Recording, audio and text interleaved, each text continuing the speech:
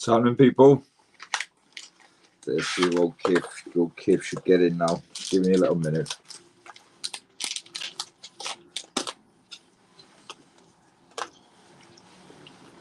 One sec. With that.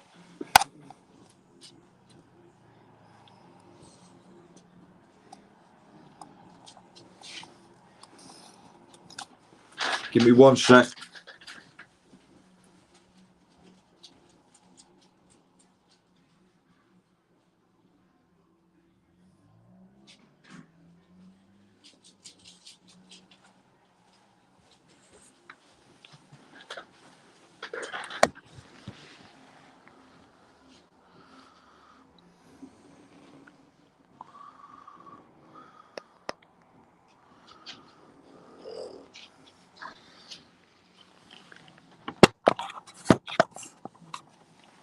Sorry about that. Right, Kip, for your ears, son. Yeah, before we start though as well, people, yeah, just wanted to just a little charity for the little girl, Sienna Ray.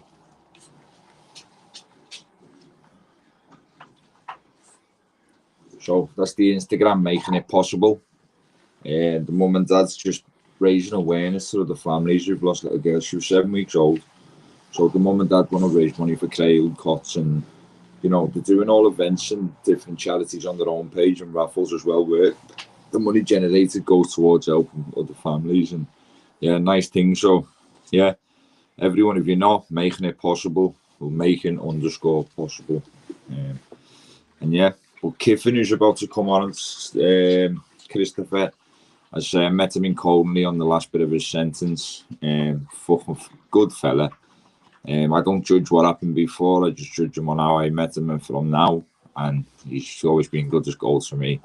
I just want to show you an insight where, like, although some people might have a label, you don't have to be, not everyone's the same. So yeah, wait there, let me see. Should be on. Let me just go and get him. 1 second.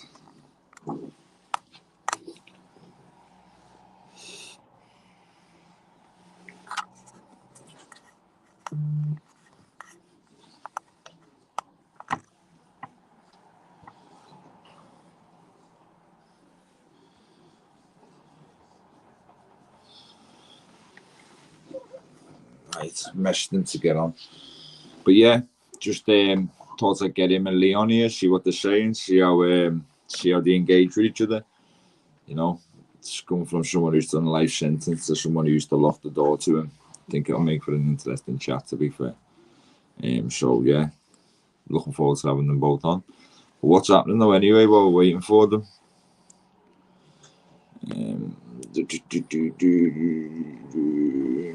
That's the one, mate. How do we get that? That's the one, brother.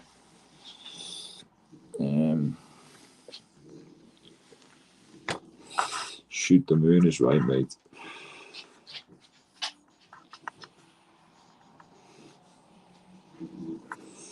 I didn't go, no respect, bro.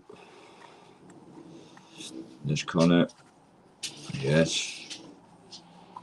Fraggles, evening at that lake on the way in.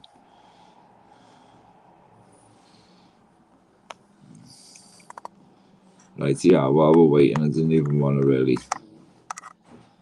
While we're waiting, I'll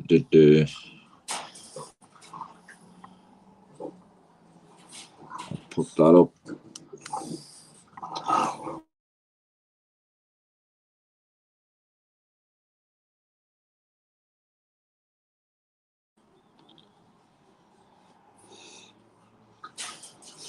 Craig, this is what I'm saying, lads. Like, when I do something, mate, I'm not telling people to give money, but you just, all you do is even just like the post or share the page for them, or just build the number up by following them, lads. Even if you don't like nothing, just help them out, get out there. That's all I'm doing for them. So, again, if people didn't see it or people don't,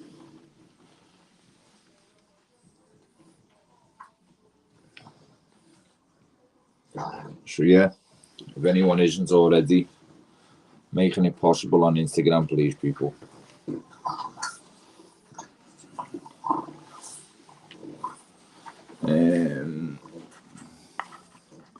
Not too bad, you know, mate.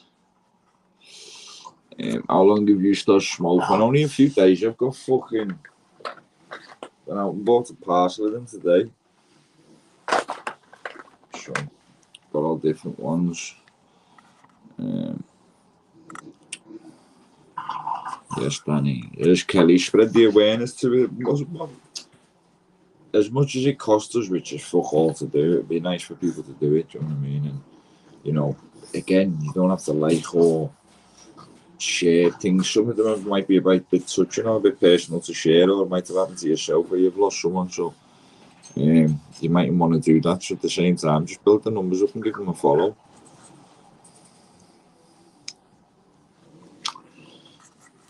Yes, Donny, back at work from Monday, pure buzzing, brother. Keep up the good work. Side Sterling Thomas. What are you doing, lad? What graft are you doing, son?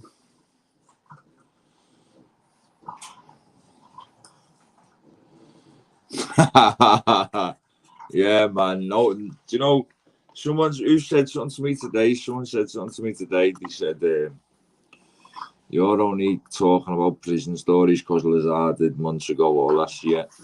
So fucking hell, mate. So, like, you know, it's like seeing one person in a pair of Nikes what you like and then you can't buy them because they got them. Fuck off, mate. As I say, I haven't really talked about prison. I haven't really talked about what's happening. I have on podcasts and that, don't get me wrong, but certain things you can't say on them, can you? Or certain things you got to watch what you say. So, it'd be nice to be with someone who is away with me. And you know, I've seen what he's like, seen what I'm like, and be good viewing. And obviously, Lee Pablo's there as well, which, you know, I don't know what Lee was in his job, whether he was just an officer there, so CM.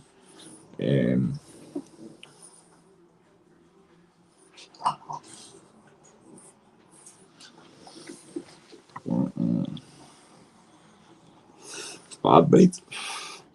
All the time we've been arguing for gender neutral toilets as well, mate. We should have just been driving around Britain in submarines, and, you know, we've been too focused on pleasing the modern generation, mate, and took our eye off the ball massively.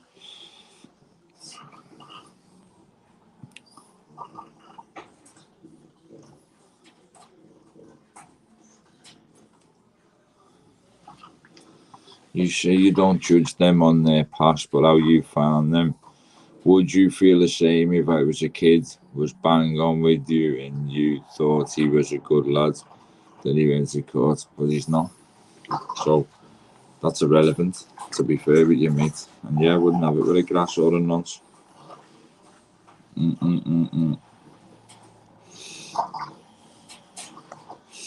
Can't with it all, mate. Craig, you don't have to do that, bro. As I say, just build the number up by following them, mate. That's all the ask for, bro. But again, thanks though, lad.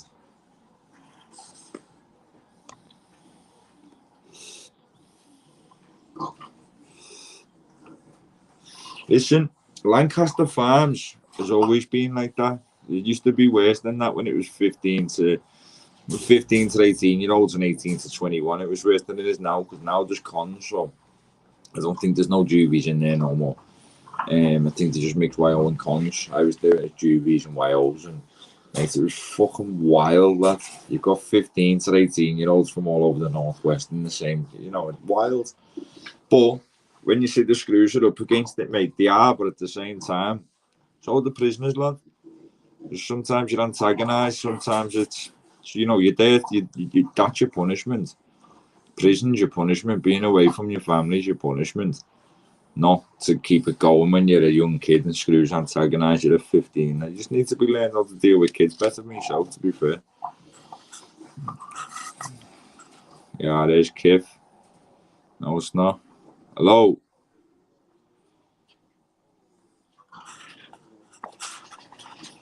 Showing his kitey. Fuck off.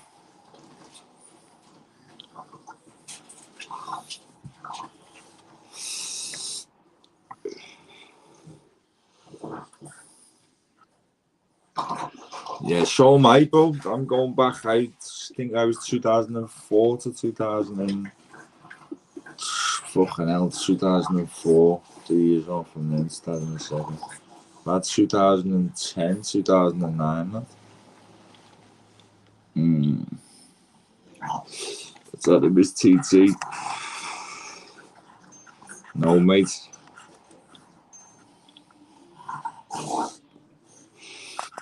Cons only, see, so there's no way O's in there. 3.5 ton it is to do your PTS, bro. Yeah, there's Kiffin.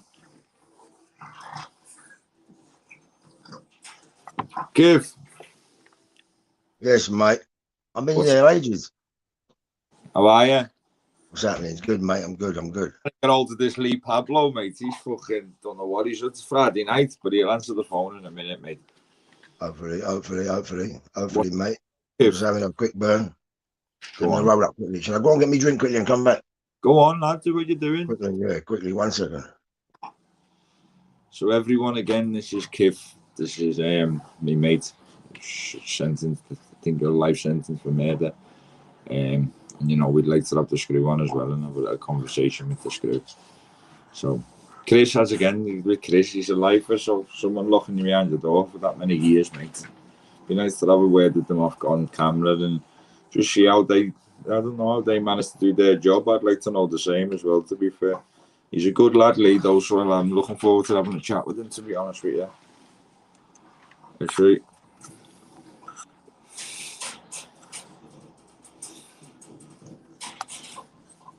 Postman Pat, what's your background there, mate? Where's your fish?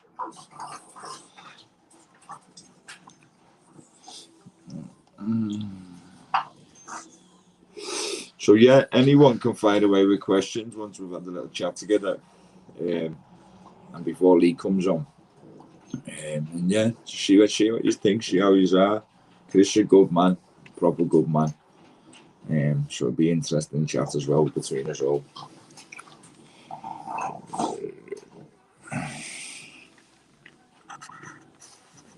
Good man, Godfather.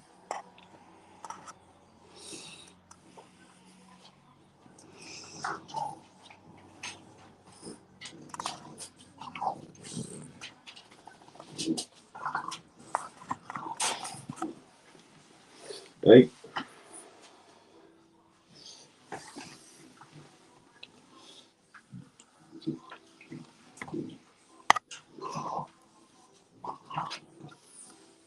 He's not off license, bro. None of us are off license. We're all on license, mate.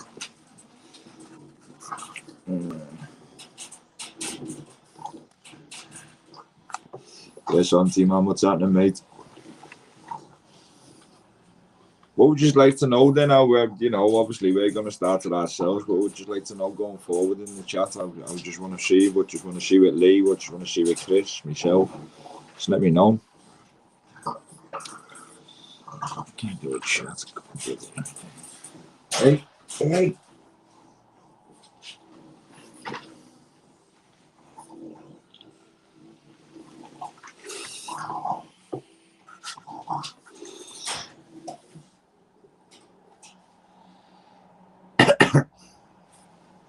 I'm back. In the island, man.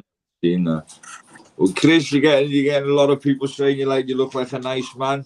So that's what we're here to show them, mate. You're a nice man as well. So keep fucking this screw on here, man, don't we? We need him on here. We do. We need him, mate. What's going on with him? I know. I'm trying to find something to balance my camera, mate. He joined us today. We were on a 3-way today. I know. That's what I'm saying. Got today on it. 3-way. Said he's coming on at 7. 3-way, and he joined us, but. So 7:40 now, 7:44 now. He said he was jumping on. I can see the request when they come up as well, Kiff. Okay. So yeah, what's happening then, Kiff? I'm here, mate. Just come from mentoring. I was doing a bit of mentoring today, wasn't I? What? That's what you've seen 2 people today, haven't you? Yeah. 2 young boys, yeah. 2 youngsters. What you do with them, Kiff? Just talking, just letting them talk to me and their problems and all that. Because one of them's got a bit of autism. The other one's just, I think, well, his old man's left and he's got a stepdad and he's struggling with certain things. You know what I mean? Yeah. School and all that. Yeah. But how old is he? He's 11. The oldest one's 16. So what have you got with the Chris? So have you got onto them through the through like offending charities or something, Chris, yourself? Yeah. Charity Centre of Change. Yeah. From Croydon, they're in Croydon. That's my mum's. It's my mum's part of that. My mum set that up. I'm doing my own one as well, and I empowering youth. Yeah. Then you've Just got to get it registered. See, I'm doing it as a CIC though. Yeah. It's very hard to start a charity. You need what do they call them? I can't remember the name of it. I remember I was trying to do it and it was like hard work. It was hard work. Lads, it's a lot of these things, listen, even since I've come out, never mind yourself after the time you serve, lad, but even when I've come out, made loads of things that hard work to do, but this is how I just know how to do it, lad, and just try and reways Yeah. And then obviously if you get to a certain stage or a certain time in future, you'll be able to sort your own charities quite easily, do you know what I mean? That's what I want. I'm trying to set one up, knife crime, county lines, and mental health. Yeah, you know how it is. Imagine them youngsters, mate. Imagine that them like being 13, 14 and having to carry they're shivering each other up like mad, mate. Do you know the best thing is though as well, lads, with yourself, you're not going out preaching. You're going out talking from your own experience. You're not going out preaching to people. Do you know what I mean? Right, mate. The kids find it better when they're not getting preached to, in my eyes, That's lads. right. That's right. And they're not stupid. If you're doing it from a book, they're on it. Do you know what I mean? They're on it. They'll be like, nah. I've seen them. Do you know what I mean? Yeah. And you see them young lads we was in Coldney together, weren't we? You see them some of them young lads. Yeah. You know what I mean? Some I of them, mentor them unofficially. Some kids are lost causes, though, aren't they, lads, in that system, mate? Do you know what I always say to them? I say like 7 to 11 year olds, yeah. You can get them and you can change that mindset. You see, when they get to 13, 14, it's ingrained now, and you've kind of lost them in a way. But you can pull them back. You can pull them back, but they're much more hard work. I remember the judge in my case was saying that he said, I called him a repeat offender for drugs, and he brought up a thing from when I was 15, and my solicitor tried to say, well, from the age of 15 to 25, you can change. From 25 to 35, you can't. So he's still in that bracket, and he didn't eat it, but it is hard, like, once you're a teenager, sucked in and get that 1,000%. So, okay. Well, that's what they're getting taught by. They're getting taught their morals by the older lot. But lads, as I always say, do you know, if like years ago when I was a kid, and the older lads who used to look up to on the estate said to me, go and start a football team, and I thought, wow, hell, I'd go and start just the way they said, go and do something bad, you go and do something bad. So if it's encouraged to do good things amongst the older lads, they can probably make more of an impact than That's right. Well, one of my lads, he loves the football, so I'm getting him into the football, but I don't want to. So he loves football. Well, today, for instance, we're out having a little kickabout, but he wants to just play football and not talk. But I've got to give him half hour football, half hour, a bit of a chat, and I don't know. He just for them to open up that trust in it, because but most of them are like missing that father figure role in their lives. Yeah, I did. Yeah, it was in myself. Both that. I never met my dad till I was 21. I've only met him once, and I went to Flattenham, lad. So yeah, that was it. Yeah, I don't like the old cunts, but yeah. So how long you been home, Kiv? 3 years now. 3 years, mate. Start engaging with the youngsters, lads. Straight away as I got out with what are they called? I was with a charity. What are they called? Not that user voice, is it? Nah. We keep alive for a little while, and oh God, I forgot the name of them. I forgot the name of them. What are they called? It's a big one as well.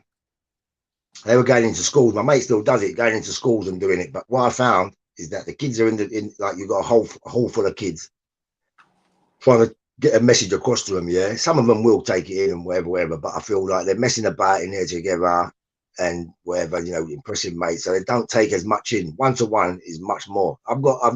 Well, like my would be a CIC company project would be more going into classrooms more than just a hall, because I was doing it with the other lot. They were doing like, it was like maybe 150 kids, too many to try and get a message across for me personally. But with this one, it'd be more a classroom of them, so 25, and you can talk to them and parents as well, because you've got to do the parents as well, Liam. It's all right doing the kids. The parents need some sort of mentoring or some sort of course, 1,000,000%. counseling or whatever. You have to work with them and all. You have to. How did you growing up then? Sorry? What was you growing up like compared to the kids now? My God, it wasn't that far apart from the stabbings and all that. I mean, I was into me football though, Liam, and I used to go football, so we used to get into all the crap at football. But we used to go out on a Friday, Saturday, you're fighting bouncers. Well, about my end, fighting bouncers, about fighting bouncers, really. Trying, you know what I mean, all that. Or another little firm from another little area, sort of thing. But that sort of died out from I was like 18, 19. Remember the rave days coming, 88, 89. It was all acid and ease and all that. So it went all the other way. It was mad. Going out sometimes, you see a firm, it felt like, you're thinking that's going to go off here, mate. But no, everyone's eat up and it was all sweet. You know what I mean? It changed that whole vibe. And when you used to go out, we should go out every Saturday, Friday, and also always a punch up, either the bouncers or some other little firm. But after the E's, 88, 89, it just changed. Where was you? Croydon, aren't you? Croydon, mate. Yeah.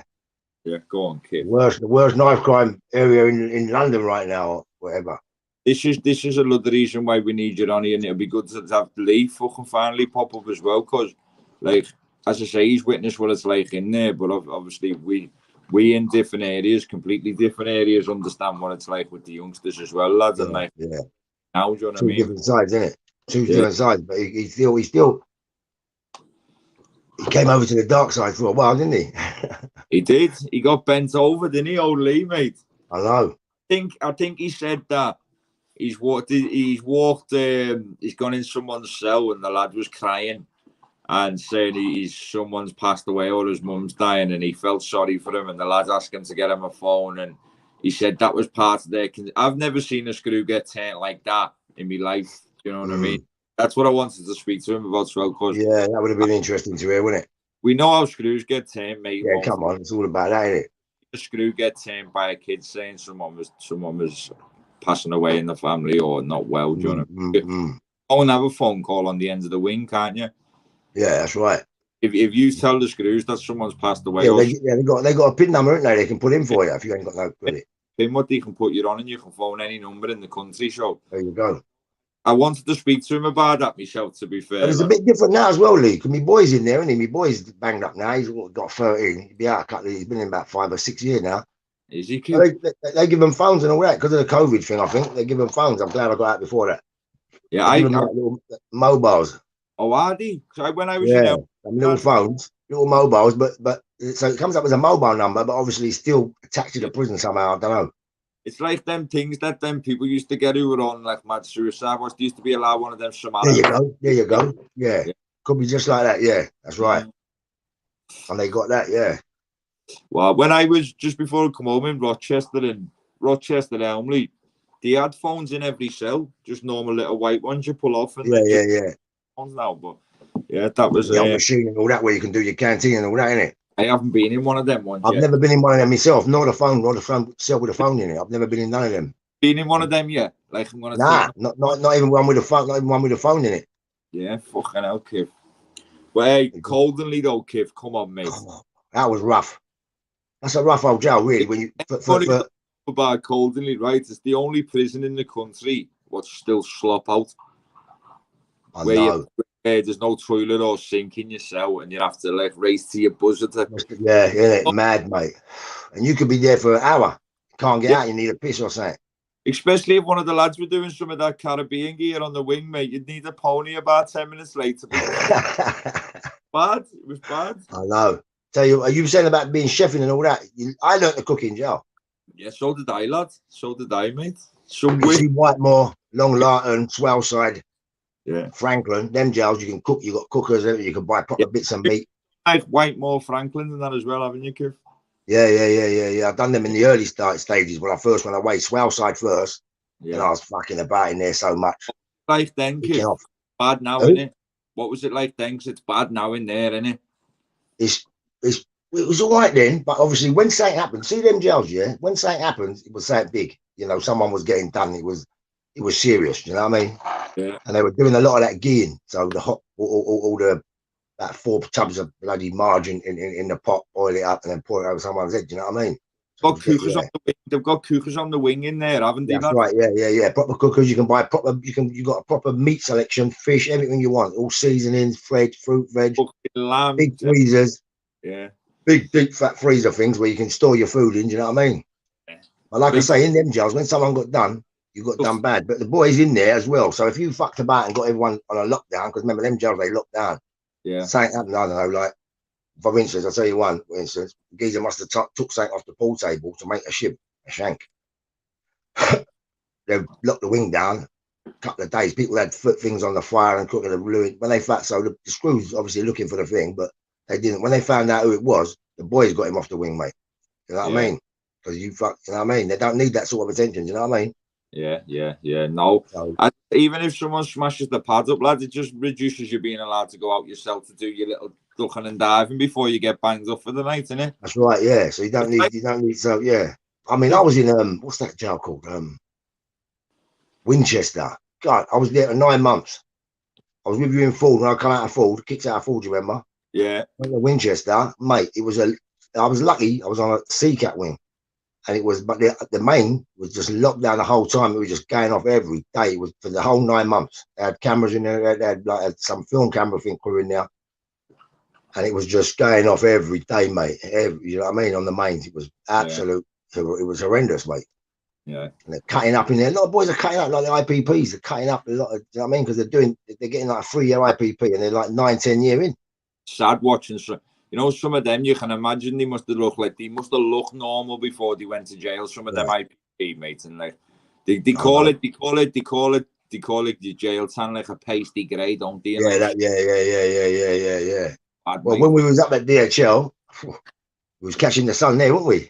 Hey? Oh, yeah, the old showing Coldenly, they've got like a thing where you fix washing machines, haven't they, Kev? And we were all in there, like all the lads had the custy job in there, mates. And look, like, I'm not going to lie. Liam. Imagine that. I've got a job with Whirlpool now, which I'm starting, as a appliance engineer, but doing the same. Well, I'll learn their stuff first, go wait for 4 weeks and train up, but doing that same thing, because I put that on my CV, DHL, appliance thingy, I've got the job anyway. Go on, so that was handy. So it's coming handy, do you know what I mean? That's a roll of fate, that, isn't it? I know, mad, isn't it? Come on, Kev. But yeah, lad. So as I say, when we were in there, I remember I was in. Who was the governor in there, lad? The horrible governor, the security governor in Coldenly. Yeah. Frat Rowley. Did he leave that security governor? Hold on. I know you're talking about. I can't remember his name, because I had to see him a couple of times about certain things. I remember I was at the back of DHL, in the shed bits where we used to be in the shed, and I had a bottle of vodka, and I lads, it was bad. We were pissed out there in the middle of summer, and the security screw and the governor have walked past around the fence. Not when they used to walk. Oh yeah, around the perimeter, weren't they? Lads, they've only come over and went to come in and grab me. I fucking stunk up, lads. It was bad. We were like having a little party there. I know. You remember we had a party there that Christmas, didn't we? But the back gate of DHL has a lock on. So you remember we was in that shed, weren't we? Remember we had the party in the shed at Christmas? Yeah, lads. Yeah, this is what That's I'm right, saying. Yeah. Like, that was just so we had our own little office in the shed, didn't we? We had a cooker in there. I was going to say with that screw, with that Kanga. Yeah. Hold on. I would never actually do any business with a Kanga, but I remember when we was at DHL, the geese come and said come and went, look, I could have bought anything in and give me some box of sweets, and I was like, really? All right, sweet. Yeah, it was mad. I remember, you know what I mean? Someone said, is that IPP still in force? What it is, the IPP has been like dismissed now, so you can't get an IPP, but the boys are still doing IPP, even the one before that, which was the 2 strike. Remember the 2 strike life? Yeah. They're doing that, and boys are still in there doing that. What about Rushy, lads? Because you had IPP, HMP, and then that's right. Rushy got HMP, didn't he? Yeah, because he was 16, wasn't he? Yeah. Look, how old was he when he got released, Kev? Rushy was 35. He done about 21 years. 20 years, 19, 20 years he done about. unbelievable, doesn't he? And he's headstrong, isn't he? He's very headstrong. He grew up in jail. I remember a fella, and I still talk to him now. Rushy went to Strangeways. It was a big man jail, and he was like 16. And they're giving him like dirty mags and all that. And they were like, listen, he's too young. And they're like, what are you talking about? You got him on the wing with us, you know what I mean? On the ACAT unit. Started up, didn't he, Rushy, from a kid? He started at ACAT. He was an ACAT. Yeah, he was on there. And you know what I mean? That's 16. But I don't know. The good thing about Rushy, what he was around big older people from the start. So he grew up properly. Do you know what I mean? He got into that man thing straight away. He stayed Cat A for years, though, didn't he, lads? Mm-hmm. I was in Whitemore with him. Only Whitemore. I was in Whitemore with him at the time, one time. And he was moving about there. Listen, mate. Phenomenal fella, mate. You can box, can't he, Kiff, as well? Oh, phenomenal. Hey, phenomenal. Look, what about when we had proper boxing gloves? You remember? Remember we used to spar in the washing machine room? Washing machine room in Ford, wasn't it? Man, fucking hell, lad. I know. Come, mate. Mad, isn't it? Yeah. And then now we're here. Do you know what I mean? I'm really happy to see what you're doing. It's not. If you want to do an app, like I want to build an app. Or I've done it all already, but I want to build that and get it up and running on the thingy. But you can actually do it on air, couldn't you? You can actually do the app what I want because it's like a question time for kids. Yeah, well, you can do it on this, and the people who are in these chats, right? I've got some phenomenal skills, editing, graphic design, and like some people are in here just like you get some lovely people, you get some shit people, then you get some very like people who offer you help at the end of it and message you like, hey, I'm a graphic designer or I do this and do that. So there's gonna be people in here, lads, as well, right? And yeah, I'm gonna put your Instagram and tell them your Instagram and that, like they can go and follow you, bro, and they can help you on your journey because that's why I want you on here. Because I know these lives do all right, they get little numbers, bro. So like it's all right to be able to get out there. So like with yourself, when I see what you're doing and like your own. Yeah, defo, mate, defo. I do want to do that. You know what I mean? I want to because I've done it. What was it? Empoweringyouth.com on YouTube. I've got a YouTube channel. I had the website, but just the money. Now I'm working. I'll be able to start funding it myself. Do you know what I mean? But so, Kiv, obviously, how old was you when you went away, lad? I was 35, mate. So I was quite a big man. You know what I mean? I've been out there for a while. I went away in 91. Got 12 months on ABH and I thought, fuck this ain't a bit of me. Got wrapped up in one by the kangas and all that. You know what I mean? It was a different story them times, but yeah. So I thought, nah, I don't need to be doing this, mate. That's not a bit of me. I ain't too mouthy. I was too mouthy back then. You know what I mean? As you are in 2 games, you know what I mean? And so banged up, said, nah, that's not a bit of me. So I was working and all that, like working for an electrical installation guy, Freemason fellow. I was running the business, doing really well. And it was me and my cousin had a fallout and went wrong, mate. Went wrong. So I went away 35. So that was it. I mean, my oldest one was 15. My youngest was about 8, I think. And the oldest one who was 15, he kind of had my, he had adapted and knew that what it was about. The younger one, he was 8. So now he's thinking dad's gone away, murder, this, that, and the other. And just got into gangs, mate, and just went the other way. So now he's banged up. Imagine I'm getting out.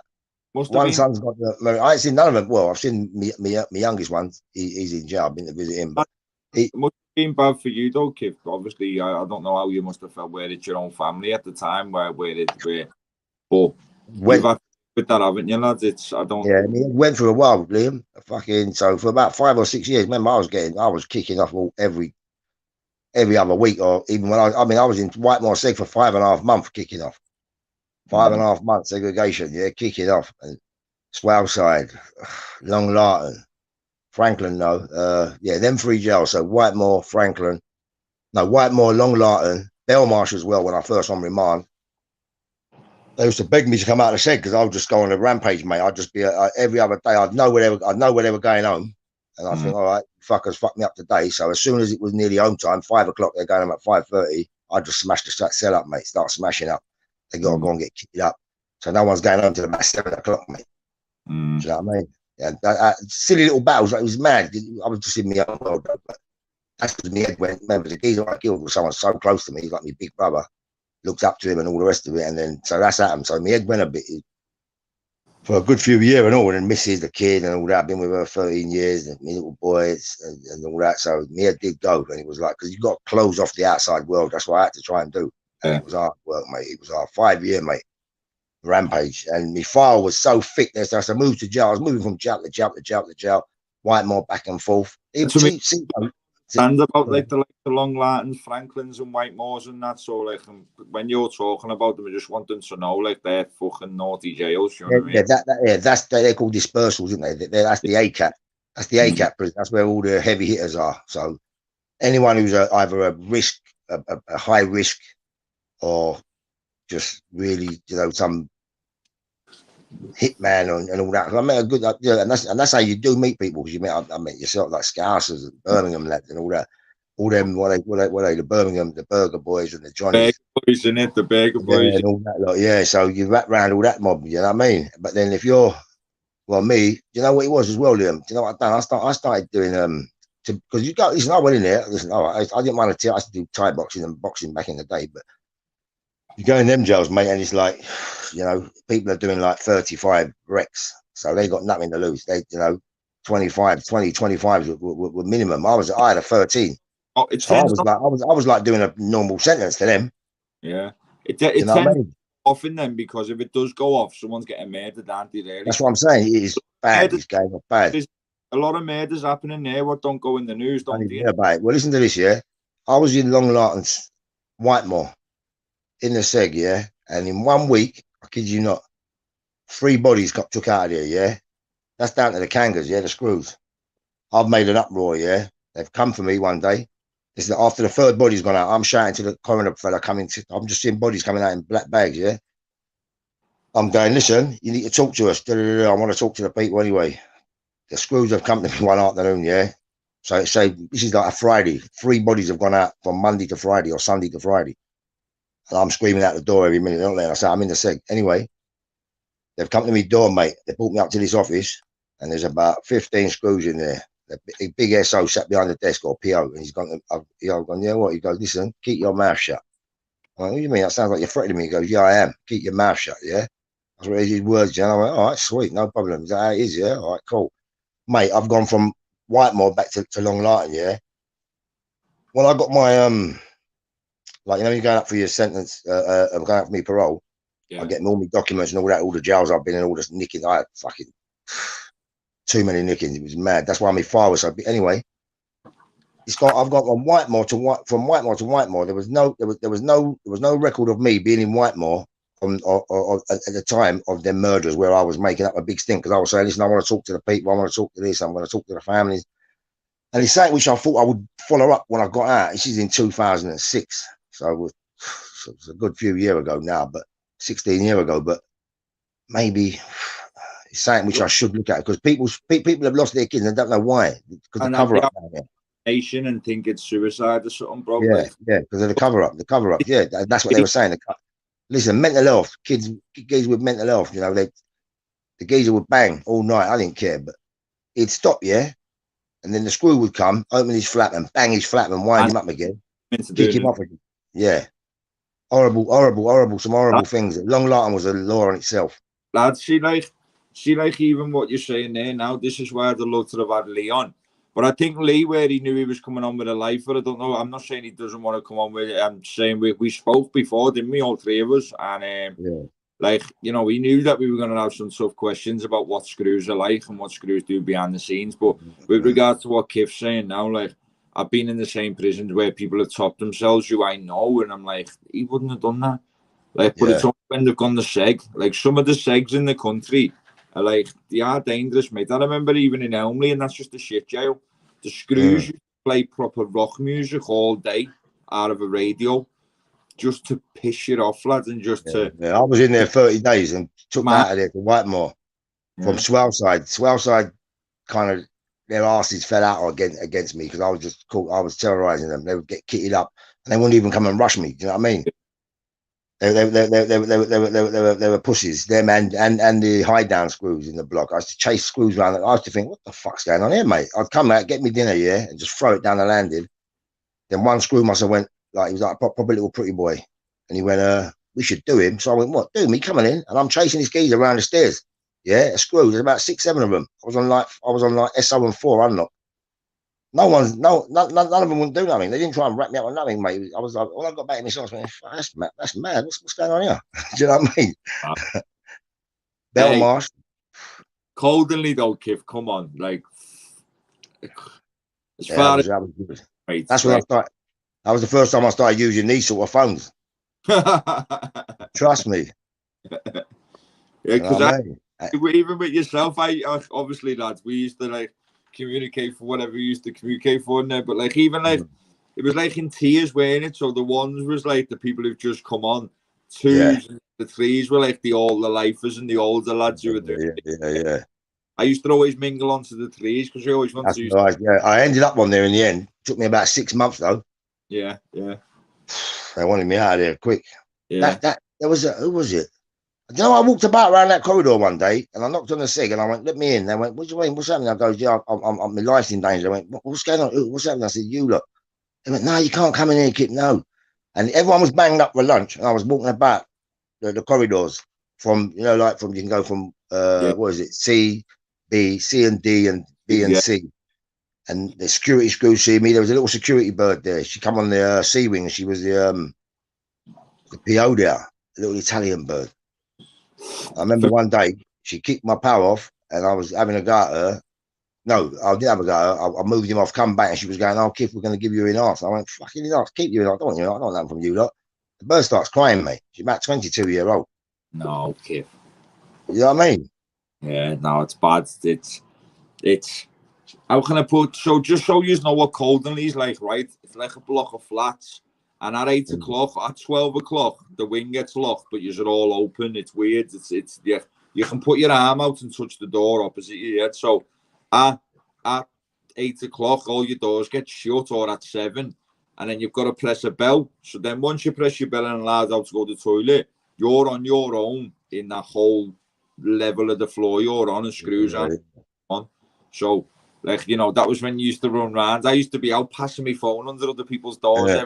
Like, mate, grab that for me, and I grab that. But yeah, it's how can I get into the so even with like how can I put so Coldenly?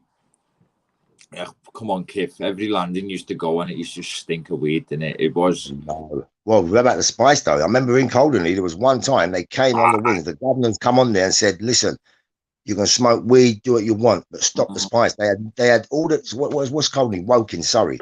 Yeah. All the ambulances were in Coldenly. Yeah. There was no ambulances in Woking for no old people or anything happening in Woking. You were fucked. You couldn't get an ambulance. It was all in Coldenly. Everyone, pods were going out like that, weren't they, in the chairs? I used to see them look at the yard. You had the Rubik's. There was a fella who used to walk around with a Rubik's cube. Terry, his name was, right? Oh, and yeah.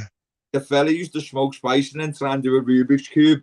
But he'd start fast and then he'd get slower and slower and just lean that way and then just go over. Go over, car, mate. I know. I've seen some. Remember Kingy? Yeah. It was me and Kingy in there together, weren't we? That's right, yeah. He's just got 8 years, Kingy, lad, you know. Really? He crashed into a girl on a motorbike, but I think the girl died, God bless her, mate. And mate, really? God bless her. I remember I was in my pad in there and he come to shit me out. No, it wasn't the night before. I mean, who was the screw, lad? Who was the screw? He was like sitting on fucking porridge, mate. The old guy, the proper old guy, horrible attitude on him. On C-Wing? Yeah. Big, or was he that little? Was he just a normal sort of build, but he was an horrible? Well, I said when you say horrible, he everything was by the book. He was straight down the line. Yeah. Back from DHL, and like I had a parcel in with a magnet on, yeah, and I'm coming back through the savoury, Kif, yeah. I remember there used to be a bar going next to you when you're walking on. That's right, yeah. You got clicked on. I remember. Yeah, you got clicked on there, didn't you? Lad, it was you got knocked on. Yeah. Did you have the greens on? Did you have the green trousers on, didn't you? So look, it was all Christmas morning. Everyone's already off the nut already. And when I'm walking towards getting me food, right after coming back from work, we'd all been partying in work, my coat has touched the metal thing, but it's got a big magnet in with a parcel. and he's Mr. Watson, and That's it, Watson. Yeah. He's looked at me and gone, "What's that?" I said, "Oh, lads, I've took the magnets out the washing machines to put my curtains up with, mates," and he ate it. But when he come over to me, he said, "What's all that round your mouth?" I was like, "Oh, fuck off, Mr. Watson." But a few days later, I didn't last there. I think a couple of more weeks, but that was some jail, that kid. And then we met. I know. You see him though, Watson. Watson was. I used to, because he would never. I used to just challenge him all the time to say, "Listen, you know," and like getting his nut. Yeah, he used to leave me alone. He would avoid me because I would give him. I'd be like, "But Gov, you're supposed to be doing just 100 mile an hour and keep hitting him with stuff. Hold on, just play by the book." And he'd be just like, remember, they let you out the toilet during the day. Remember, if you're not working. Yeah. And he let you out and they want to bang you back up, you just leave me.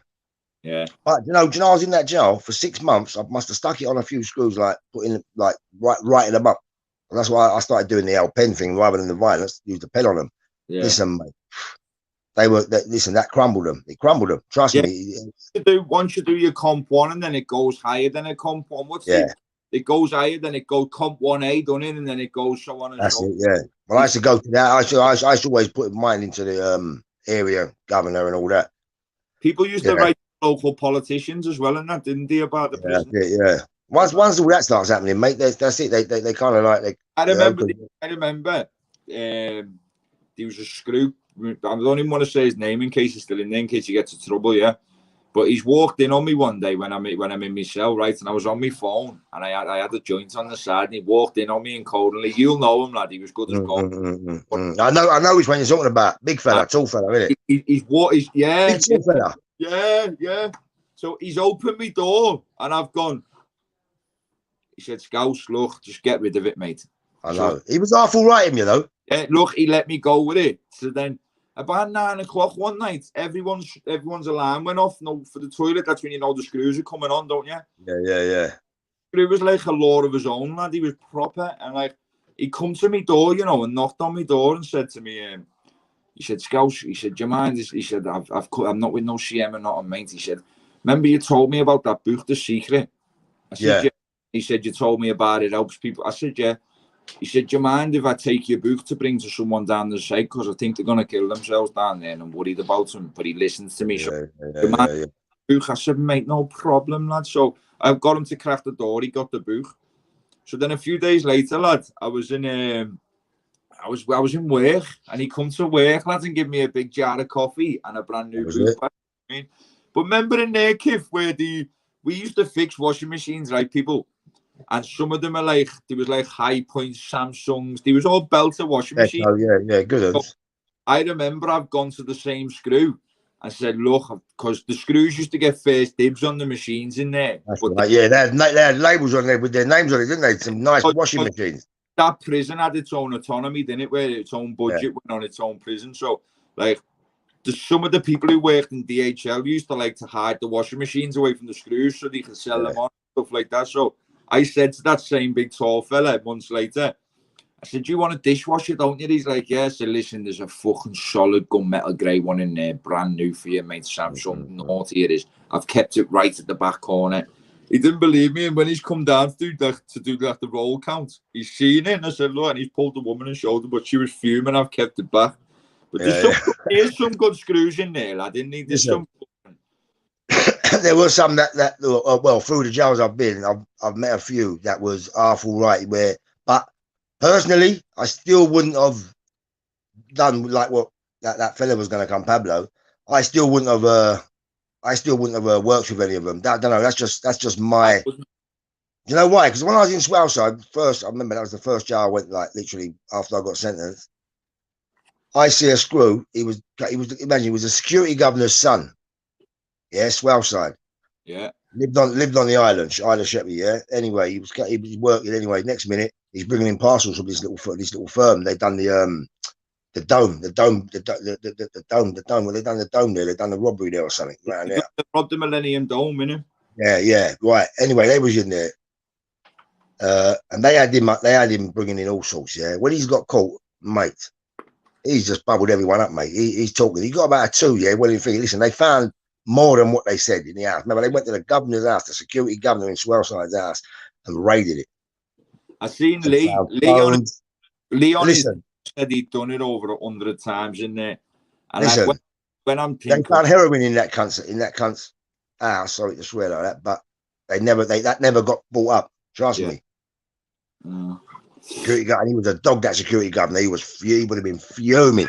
Yeah. His sons got caught. We're coming in with Prada shoes. Remember the Prada shoes with the red Prada thing down it, coming in like a screw like that with Prada shoes going on like he was a proper little spice boy, mate. I don't, mate. You were fucking rigged up in there, mate. I used to sometimes borrow an old top off you for a visit and that in a Kiff. Fucking quality Kiff, you know, mate. I know. Well, hey, what about Ford then, Kiff? Should we get on to Ford, mate? Come on, bro. Oh, mate, Ford. Look, well, like the party capital of HMP. Of HMP. So I've got to Ford, right? I know Kiff's in there and a few. There was loads of big men in there, weren't they, Kiff? Like Yeah. Even in Colney, it was people who we met in Colney were in there, weren't we? So coming in, yeah, that's right. I turned up there, and outside Rushy was there, and I'll come to you straight away. I was shouting. You think you were shouting me out the window, out the dinner windows? When you come on the bus, wouldn't you? Yeah, you were shouting out the window. That's right, yeah. So obviously, I've got into this Ford. I've gone over to the Ambulance, which is right at the back far corner. Yeah. Big Colby and that I was on there within it, but I seem to be put on the billy with all the London boys. I was the only white kid on the billy. But like that was yeah, that's right. That corner of that billet was known for like being like the London bit of the so I used to always obviously be out with the lads in there. In Ford, mate, someone come up to me on my first day in there, right, and said to me, Big Toby, he said to me, look, I've got a little food boat on here, bro, yeah? We get these gourmet burgers from East London every day. I get 7 burgers and a bucket of KFC for 50 quid a week. I was like, fucking hell, bro, no worries. And he used to get a parcel. Then, remember we used to phone the takeaway down the road? You remember, yeah. Just down the road. The geezers got caught. Yeah, I know. So, one of our parcels, the kebab, we used to get the whole kebab. It was the whole meat feast kebab. Remember? Yeah. we used to phone the fella, and he used to like add money onto the charge. But we used to get like 5 meat feasts for 25 quid each. But like it'd be between a few of us, and they used to come over in bin bags. But people used to do it for us. But then the man started doing it, didn't he? Yeah, the man done it himself. He got caught though. Because can't you remember what happened? The screws phoned the kebab gaff, right? And tried to done an order. Yeah, they've gone, hello, can we have an order to HMP Ford? And the man on the phone's gone, yeah, where do you want it? The front or the back? And that's when they cottoned onto it, weren't it, the bastards, mate? I know. We had a party. Mate, the parties were mad, weren't they? What about Big Wayne as well, mate? He was a fucking... He used to wake me up every morning and be like, oh, it's the bear, mate. Fuck it. I remember when little thingy. Do you remember the little fella? He was over East London way, I think. He come there. And as soon as he got there, he was like he couldn't. He just thought, no way. He's been in about 10. I was in Whitemore with him. He was gone with him 3 days. He's walking around with his earpiece in, talking to his pals, going, listen, I can get out of here. Do you know when he went over the fence here? He went over at the back and over the fence here. He fell on his head, mate, and went. But he got away. Did you see him? I don't even want to mention his name, lad. But I won't mention his name. No. When we were in Coldenley on the works, I come on the bus with him. It was me and him who come. Okay. And he's saying to me all the way there. He said, "Look, bro, when we get here, I've got a move for us to go and do straight away." Like, yeah. Look, bro. Like, no. And he went and done it and all. He went and licked the move, mate, and he's nice thing. But obviously, I'm not encouraging and promoting it, people. It's just a story. Yeah, no, obviously, that's just what we had. That was just our time, wasn't it? But at the same time, I wonder what's happened to him, though. I've never heard anything more. I don't know whatever happened to him. He probably fucked off to Spain or something. Them sort of boys, that's what they do. 1,000,000%. But yeah. Hey, remember that? Oh my God, Kev! I don't even know if you were still there. They done an because it used to be like waking up every morning, right? Being out, you can go out with a cup of coffee with your house coat on. No, mate. The league game of footy outside on the grass, couldn't you? Remember, I never wore trainers. I didn't want to work. I didn't work in there. Remember, I said your feet were bad. All I had flip flops, and I had the leather socks. And you used to have a little fucking thing getting your thing off your feet, didn't you? That's right. But like, I remember they done they done an event in the chapel in there, but it was like a proper do. Was you there then? Yeah. I don't think so. No, I don't remember. In the chapel. Hold on, yeah. What with the church light and all that? Oh no, did they have all different acts coming in and all that? Yeah, we went over on the drink and it was like a That's little right. Yeah, that's right. Yeah. There was a geezer in there who was a bloody brilliant drummer. I swear he used to play for some proper drum thing. There was a geezer who played. There was a geezer who played for Sheffield United. Was on my thing. He used to play for Sheffield United Premiership. He was in played in the Premier and all that. Phil's done all. He's the electric engineer who was away with us, isn't he, Phil? Oh, Brandon, yeah, Phil, yeah. He's still doing it now. He's got his thing. He works doing that sort of setups. Because he was, I think he got nicked for one of the biggest grows ever found in the UK. Right, about £5 million, wasn't it? A big mansion. He was the electrician for it, really, I think. So yeah. When he come to jail, he found his talent again in all different music. Yeah, that's right. And he's out there doing that now. That's what he works doing. I still talk to him now. You'd want to know what an achievement he's done since he's been home. Do you remember when pandemic first hit and they were lighting the train stations up in London blue? Phil done London Victoria. He was that was his lighting on London Victoria. Yeah, man. You talk to him?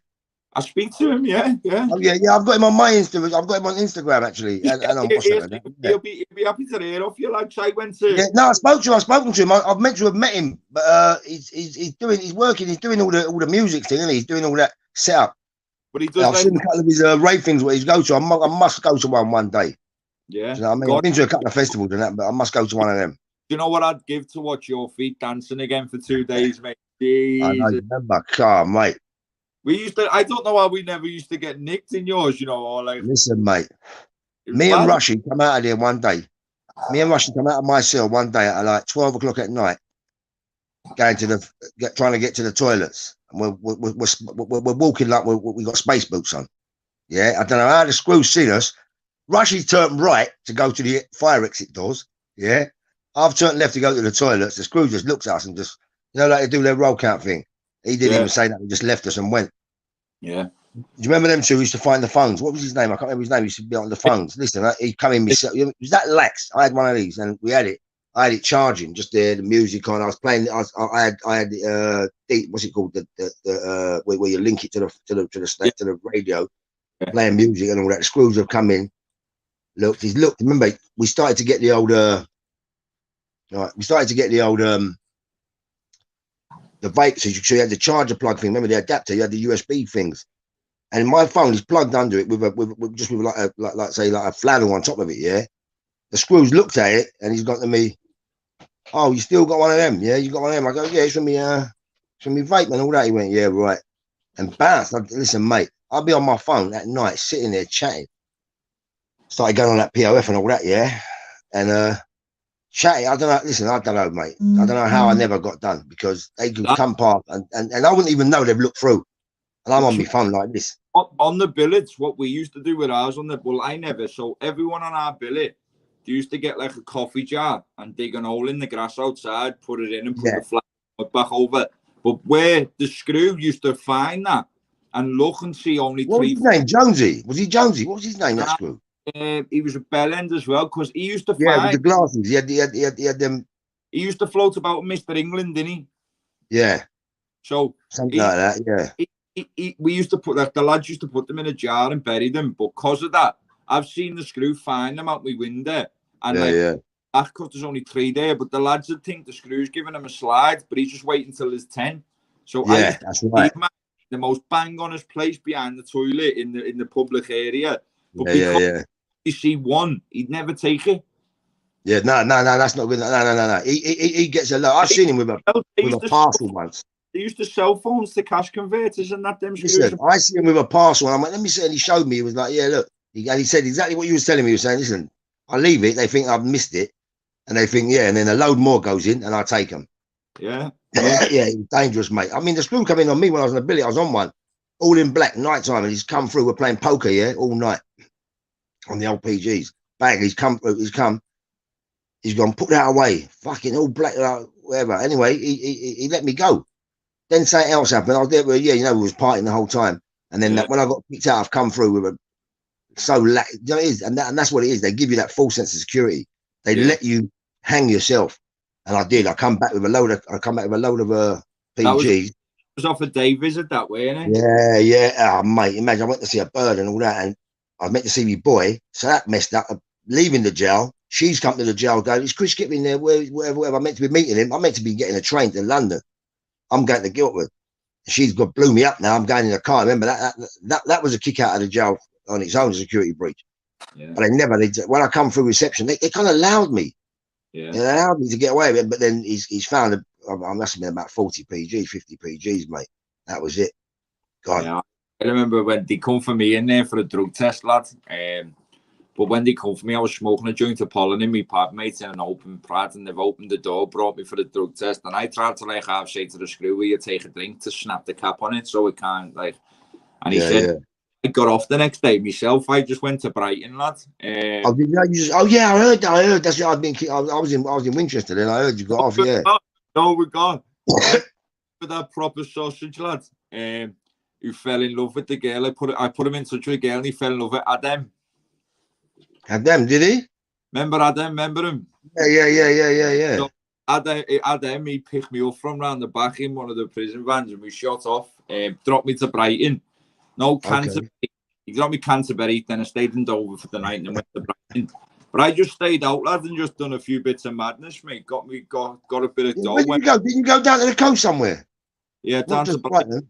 Where was it? Not Bournemouth. Where did you go? Dover. Dover, that's it. You had a little, remember, there was a couple of people I was talking to down there that knew you, that you was down there, but you moved and you was gone again, and yeah, ended up moving around the country. That's that life in it, mate. But yeah, I know.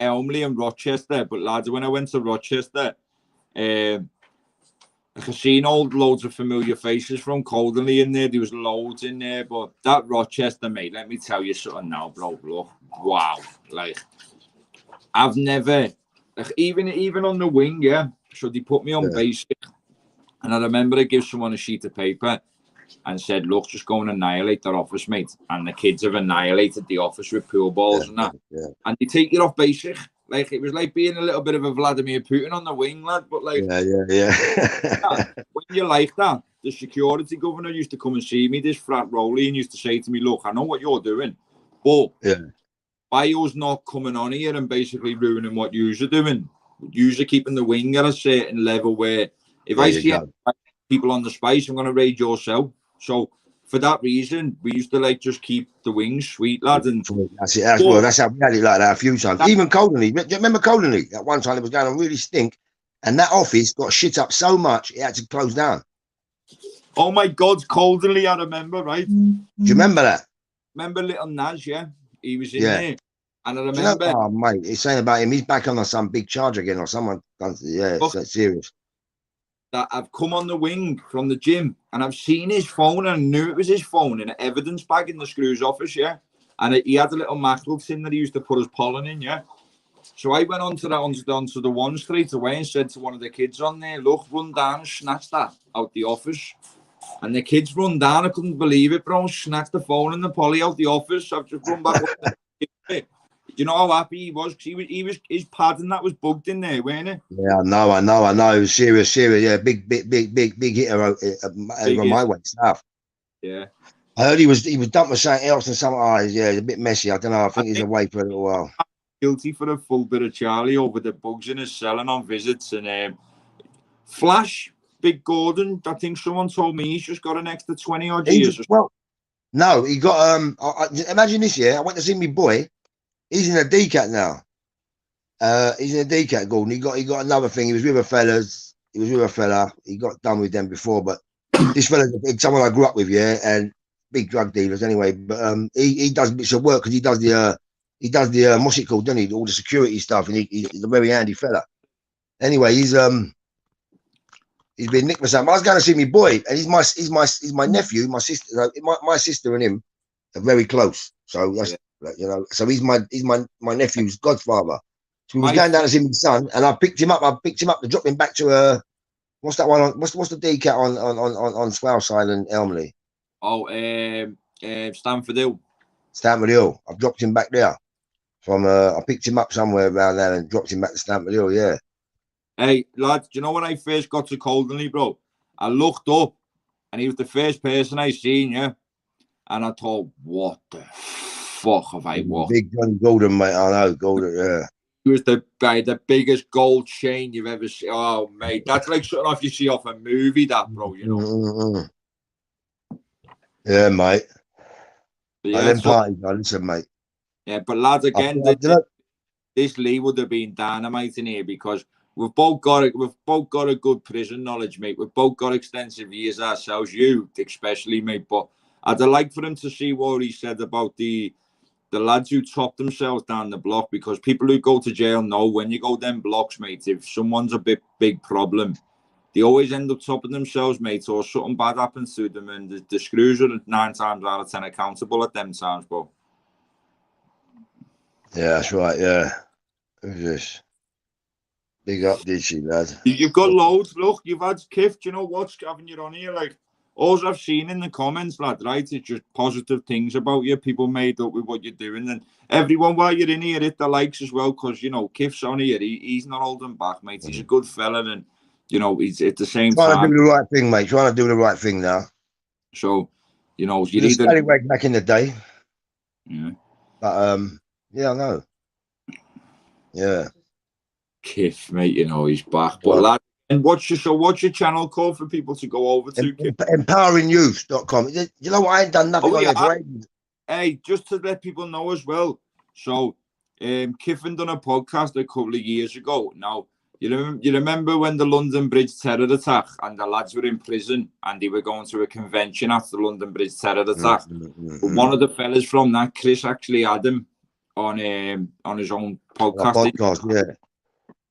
Before Good Morning Britain, before what's his name got his hands on him, old Piers Morgan.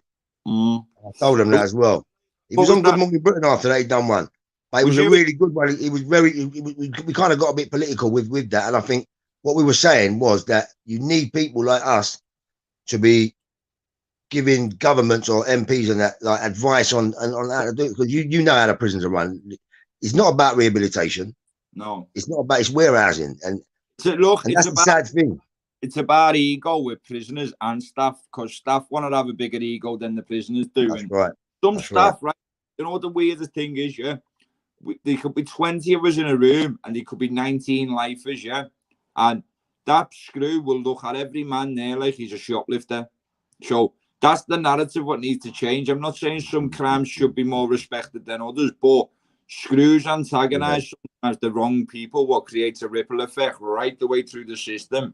And people are there, that's their punishment being there, not to carry on receiving fucking little digs all the time and little stupid things, you know what I mean? But that's the thing, Liam. You know what? You know when I was getting out here, imagine when I went for my parole, do you know what they tried to revoke it one in Winchester. My parole, my probation officer, absolute, listen, proper, he had little man syndrome, and he was just, imagine I got my parole on the Monday. Right, so I went for my parole hearing. The following Monday, I've been granted my release. I phoned him, so he's got to get a hostel in place. Do you know, the little fucker went on holiday for 2 weeks. So I've had to wait for him to come back off holiday to do it, and that's because he was saying, listen, I don't want him back out. I want him back to DCAT and all this.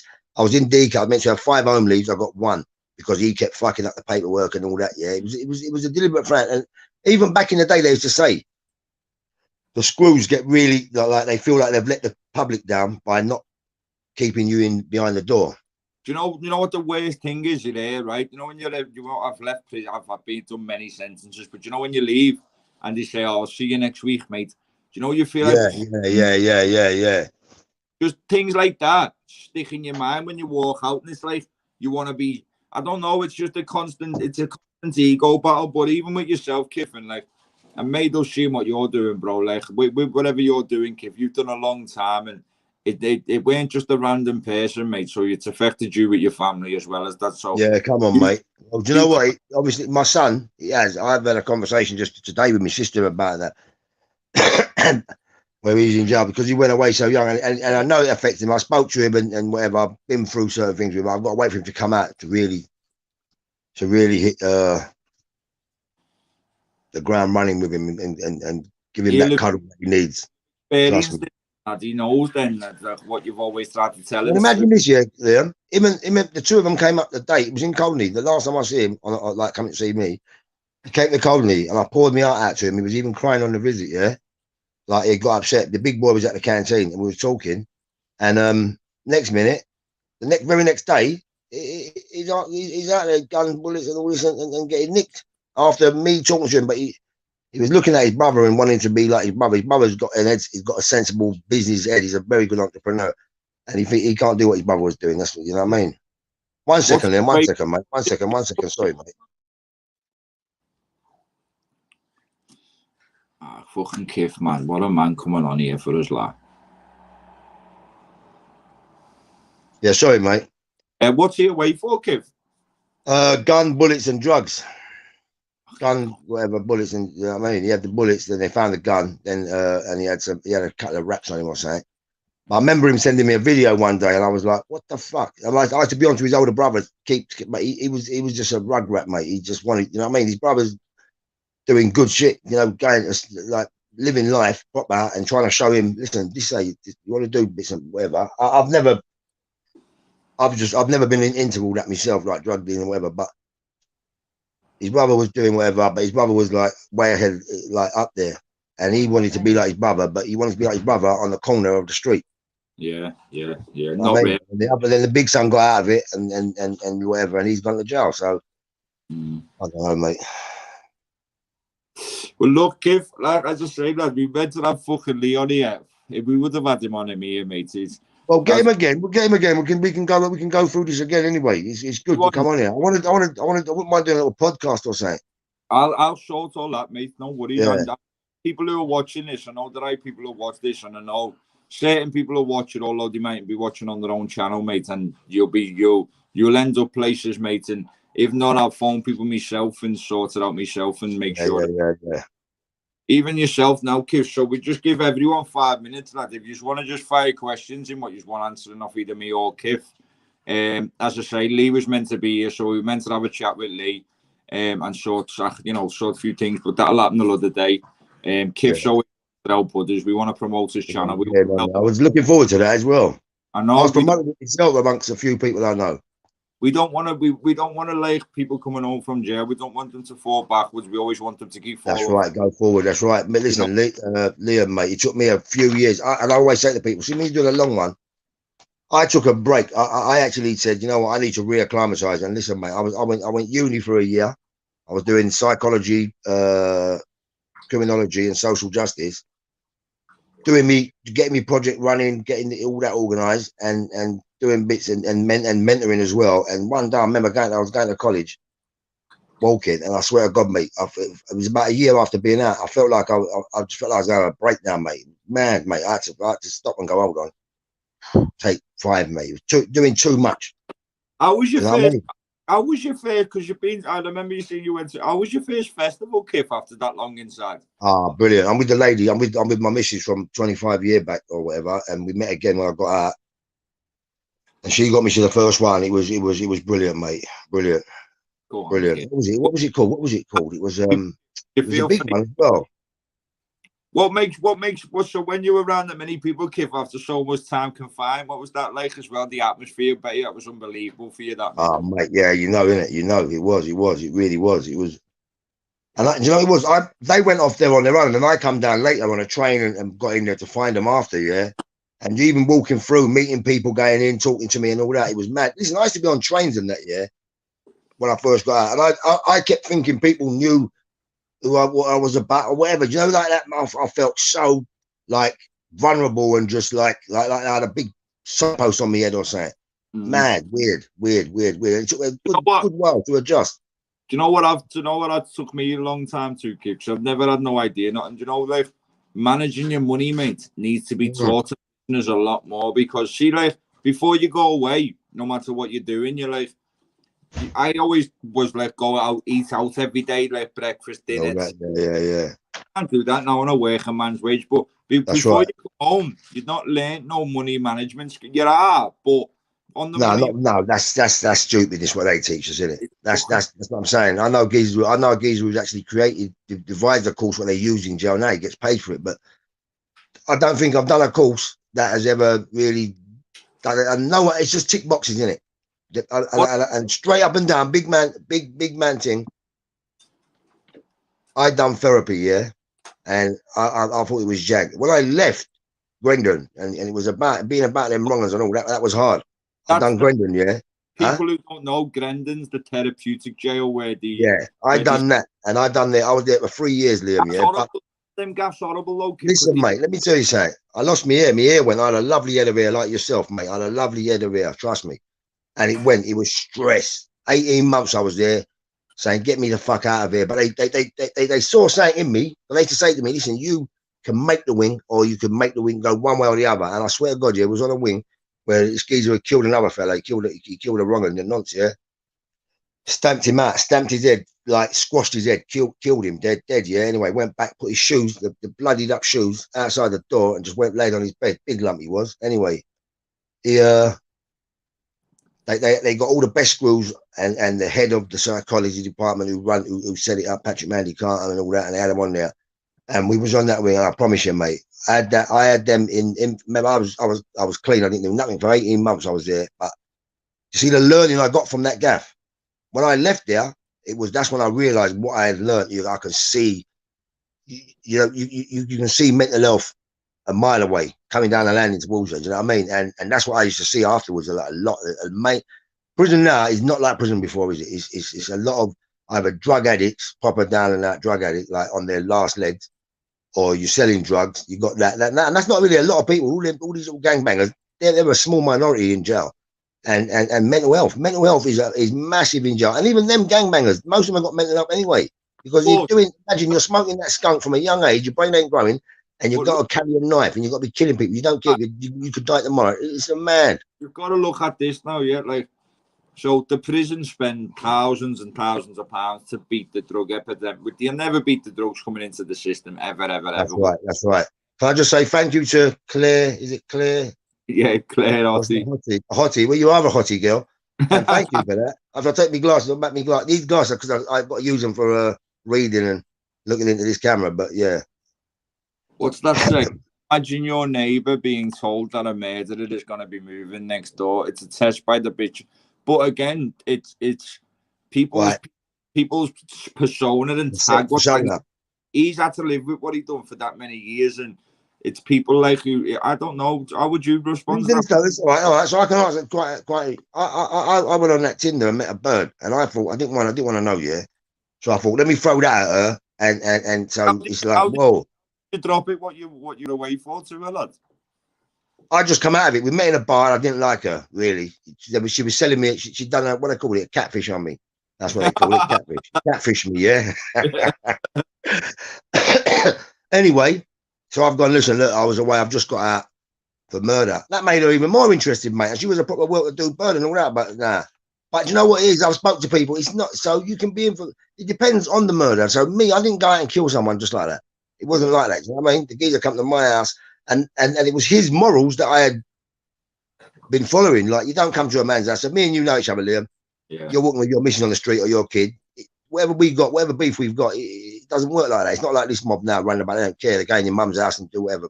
But it wasn't. I didn't grow up like that. I'm 53, member, so I never grew up like that, mate. You know what I mean? You don't go to a man's house and whatever. But he did. That's what he done, and he come and and it went wrong. It just went wrong. So that's again, it's family matter, and like you must have lost family for that as well as gained. And believe me, I went through a lot of trauma over it, like personal, in-depth trauma, mate.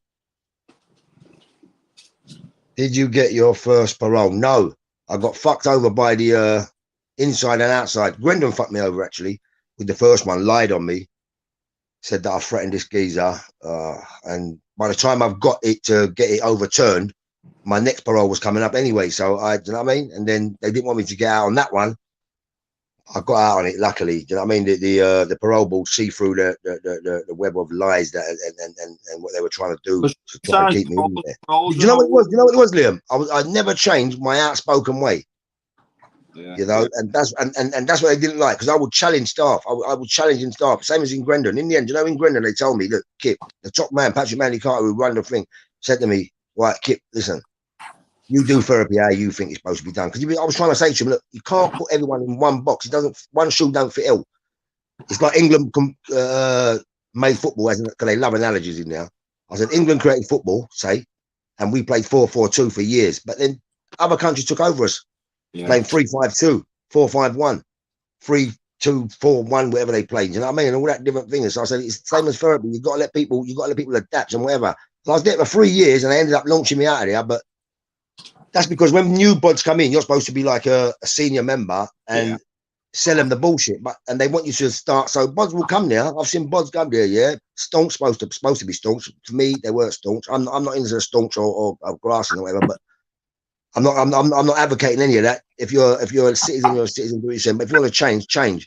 But then don't come and change and then think you're going to start. You've got the Brendan. Think this is the way out, the ticket out, and start saying he's done this, and then start pointing the fingers at people. Yeah. Remember, you got to go back into the system, Bubba. That's what I like in Grendon, though, aren't they, lad? All the people. Oh, Bubba, I've seen buds who were cutting people up in other jails and gangbanger. It was one of the Birmingham lot.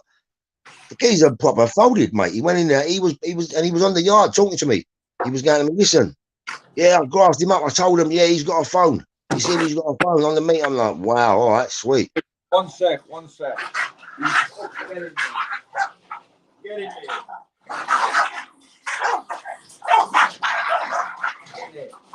Your bed. You get in your bed.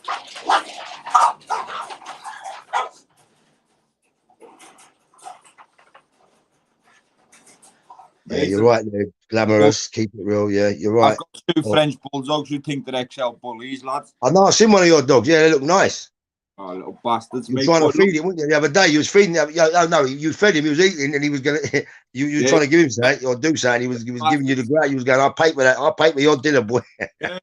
Look, Kev, so obviously, lad, we'll come to an end, mate. But yeah. So at the end of all what you've been through, done, the crime, do you think prison rehabilitated you? Or you think your own mind, and the own pressure? Right. I think my peers, my boys that I was around, good people, helped me change. And I said this. I was having this conversation the other day when I was in Grendon. I promise you, they had all the top boys on this wing because of the so-called trauma was caused by this geezer getting killed. Yeah, so all the best screws and therapists and whatever was on that wing. Yeah, and they were having breakdowns on there. I've had to be saying, come here, look, out, and giving them hugs, man hug, like, calm, don't worry about it, mate, and all that. Listen, they listen. I used to say, hold on, because they had more problems than us, like, honestly. So I learned from those around me. So like the Rushes, hearing his story and stuff like that, and Rico, Ditchy, I got there, and they helped me. I was able to talk about things. So like my old man dying, we never in a Jamaican household. I don't know. When my old man died, I never spoke about him. He was like, he was here today and gone tomorrow, and that was it, gone, dead. No one spoke about it. Yeah. So me being able to talk about that and get rid of them sort of traumas, because remember, we've all got like our little demons and whatever, mental health, whatever it is. Yeah. And so that was good for me to talk. And now I can talk. I can express myself, because before I was that caveman man. Didn't say nothing. The British stiff upper lip and all that. Don't talk about your problems. Remember, you got World War II heroes, yeah. They've kept all that to themselves, so they're a different breed from us as well as the ones even today. So, yeah, they've been through trauma. They didn't talk about it, but I always say the best thing to do is talk. That's why I love all this sort of stuff, because being able to talk, I might say something and it might help someone. So where does other people who obviously you're quite mind strong and you're a strong man, mate, and you've got to be to do a sentence you've done. Be to put up with, like, your family's there as well, and like it was all family. So with that, when you look at other murders and other crimes, which I've looked at myself, like sometimes they are a lot more. Some of theirs has been hatred for years and years towards a single person who they've killed. So, but every one of them, at the end of the day, I'd love for these people who glamorise murders and glamorise this, I'd love for you to one day speak to the person who you're glamorising, to see if they regret it and they regret doing as long as Yeah, of course you do. Listen, my boys asked me that. Both of them have asked me that singularly. So was there nothing you could do? Because obviously being out of their lives for so long. And I remember when I first got that question from the oldest son, I kind of was like, nah, come to the house, he stabbed the tires on the car, so he was holding something. So obviously I've had to meet fire with fire. Yeah. Listen, I know I could have done loads different. I could have just been, I didn't have to be indoors. I knew he was coming and I didn't have to be there. Yeah. So, do you know what I mean? And then that could have blown over and tomorrow's another day and we're talking and we'll be able to communicate. Saying Kiffin, it never happened. Yeah, it was ego, pride, and all that bollocks. Yeah. I say, there's a thing I always say, Kiffin, it's one night of madness could lead to many years of sadness. I've seen that quote you put up. Yeah, and I've used it myself on my WhatsApp. One of the lads seen that quote on my thing, and he's actually painted that in Liverpool, like on a box where everyone drives past every day. She's trying to prevent knife up there as well. But Kiff, yeah, thanks for coming on, bro. And we'll get everyone. If there's not him, there's another officer there. There's a few things we can do and get on. Anyone who's in the chat now, as I say thanks to Kiff, man. And like, has he got any brothers? You see that? The girl's asking, have I got any brothers? No, I grew up with 5 sisters. I was the only boy, so I had to learn to protect them. So I'm a protector of women. Go on, Kiff. Well, look, anyone in the chat, hit the likes for Kiff, mate. Let's try and get him out there and do it. Anyone in the chat thinks that they can resonate with Kiff, or anyone thinks that they can help him move forward with business wise or advice. Yeah. Getting this app. Real, getting it down. I've got a blueprint on it and the business plan written up, but yeah, look at that. It's about 30-40 grand, mate. Spot on. Good luck to this guy for the future. Thank you, Dennis. Everyone Dennis, don't be a menace, Dennis. You're getting loads, lads. You're getting loads, mate. Our best live I can ever remember watching. Well done, fellas. 2 real ones. So, Kiff, his name on Instagram, it's Christopher Kiffin, in it. Yeah, Chris Kiffin. Chris Kiffin on Instagram. Yeah, Insta. It's quite hard to get into for YouTube. So, your YouTube channel is Empowering Youth. Empowering Youth, the YouTube channel. Yeah. I've only got a couple of little videos on there. I'm a good cameraman. So I can't get hold of him at the moment. Anyone who's a cameraman who wants to help Chris moving forward, any podcasters, any people who are in the podcast world wants to help Chris move forward, plus anyone who's got a personal message for Kiff, find him. His name's Christopher Kiffin on Instagram. Send him a personal message, even if that's just a compliment on his live tonight or to help him move forward. He's here helping others himself, and he's done a long time, and he could come out resentful to the system, but he's come out wanting to better the system and better the help of the lads in the system. So good on you, Kiff, mate. Appreciate coming. You know. Nice one, mate. Appreciate Thank everybody anyway for tuning in. Nice one, mate. Big Kiff. So people, Kiff, come on. Oh, he's a friend of mine, man, and I know he's a proper nice guy. So I know he's resentful of his crime. I know he's proper repentant. I know he's doing well for himself now outside trying to empower the youth in London. And there's a massive epidemic in London with knife crime. So to be able to come on here with Kiff and for Kiff to be able to come on live with us, we'll help him build his own channel, Empowering Youth on YouTube. His Instagram's Chris Kiffin. Anyone who can help him out, anyone who can talk to him, relate to him, or send him a nice message every now and again, it'll be handy. He'll be back on again. We'll be on with Lee. I'll try and sort of the lives with other people. I've got a few mates of mine who I was in big prisons with, lifers, long-termers, IPPs. I've got people who are still inside who I'm trying to convince to come on camera, but cover the face so we can have an interview from jail cells. But regards to me and Kiffin, our contact book from prison is massive with regards to people we've met, people we're still in touch with, people we're not. He's been in some of the most maximum securities around the jail, Kiff, around the jail system, and he's a good man, he's a respected man. So yeah, everyone, thanks for the live. What's happening with the likes, people? How are the likes going on? So we need to get Kiffin out there, you know. Obviously, we need to get the channel out there and Kiff. But anyone who's not subscribed already, please go and subscribe and hit the notification button. So as soon as I go live, you get a notification. So yeah, really enjoyed that. Thank you. Get some naughty boys on. I can get loads of naughty boys on. Dodgy that, bro. You wouldn't want them getting nicked on your live. No, I get that. But they're covering their face on the live because some of them have been. I've got a friend who's done a 3-year IPP and he's in now nearly 15 years later. he wants to come on and have his talk about how he's feeling inside and how it's affected his family. As I say, it's a very, very long time. He's away for arson, this lad. Burnt a car and got 3-year IPP. But while he's inside, he's watching people burn the cells out and losing the telly for 28 days. So it's hard for him to face the fact of how long he's served. I think he's up to 15 years now, when there's people around him all over the prison burning stuff every day. And all they get is a slap on the wrist for it in prison. So you can imagine how he feels. But yeah, I'm gutted Lee Pablo didn't come on. As you could see, me and Cliff was ready with the questions, and we got quite an extensive knowledge of the prison system.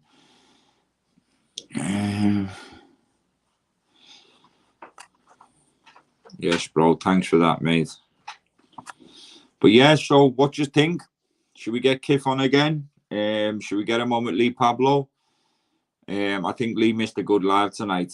Me and Kiff carried it out well ourselves. But again, anyone who wants to get in touch with me or Kiff, my Instagram's Liam_Ditchy_2021, and Kiffin's is Christopher Kiffin. So anyone who wants to get in touch with either of us, who just want to do things moving forward between either of us, get in touch, and let's see what we can do. But again, I'm going to be having loads of ex-offenders on, mainly long-termers. I've got a lifer from Liverpool jumping on, Scottish fella. I've got an Irish fella who's over there now, who's done 22 years for part of being involved with the massive drugs conspiracy in Ireland. So yeah, I'm just trying to broadcast the channel and broadcast about offenders. I'm not shy to ask questions, and the people I have on aren't going to be shy to answer them neither. That's the best thing. So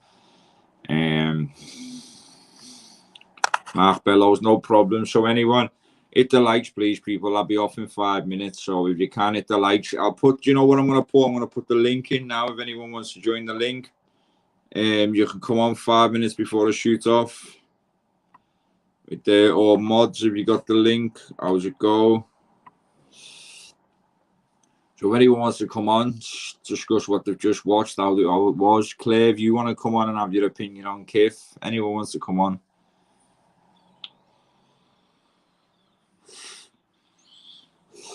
Cesspit member, you blocked them, mate.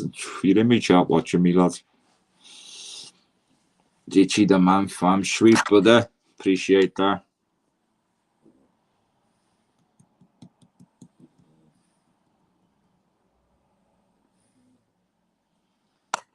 A 3 behind it because he's got previous offending for arson, mate.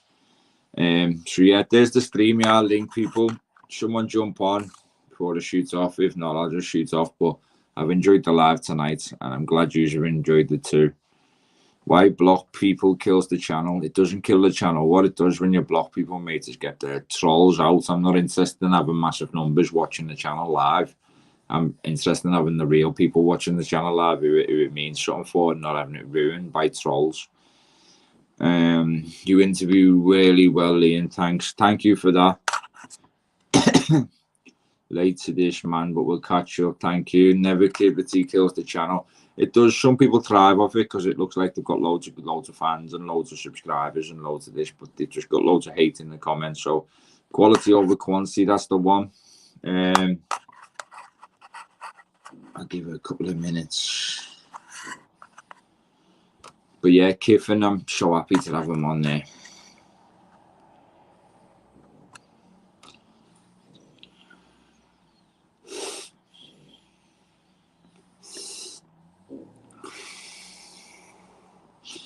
Born North, Salted Route to Ask. I was born in Liverpool, private man, Keith. As I say, new sub, appreciate that, mate. And you'll see more to come about myself. The more different people they get on, the more diverse and the more straight talking people that get on, you'll find out a lot more about me when they ask me about me, lads.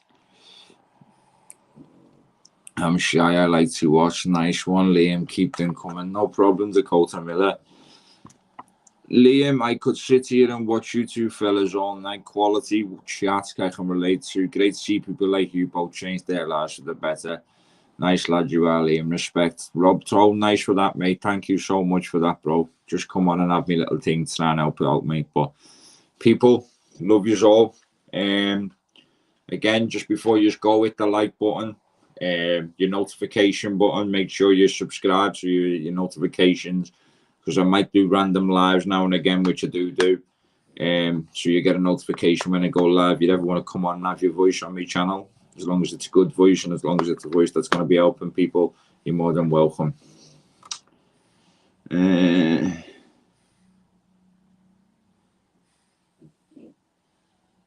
Claire, you're welcome to come on. Told you that, mate.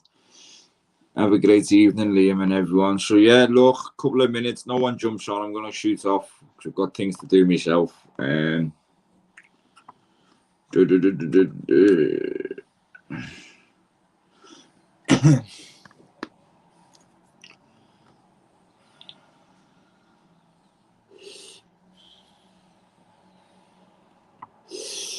Have a great evening, Liam and everyone. Thanks for booklets and that. Hit that like on the way out, people. That's the one. You'll know me when you see me, Kites. I'm from by yours. Well, the stream link's in there, mate. If you're from by mine, lads, and you say you know me and see your Kite, show your Kite, bro. I ain't hiding from anything, mate, so. But people, it's been a nice night. Yeah, things takeaways in order now. I think I'll treat myself to that. And again, big up, Kiff, and if you're still watching this, Kiff, I promise you, mate, I'll do what I can to get you out there, bro. Nice what you done for the extra fenders, mate. Being that down roof for love and begging Sam Pablo going on. Well, look, all we're doing, right, is whether you can accept help with golf for you or whether you can just watch and relate yourself and give yourself confidence that you can do what we're doing. That's all it's for. So, yeah, I appreciate you all and appreciate everything what you have done for me. I appreciate the movement we've got. I appreciate the good people in the chats.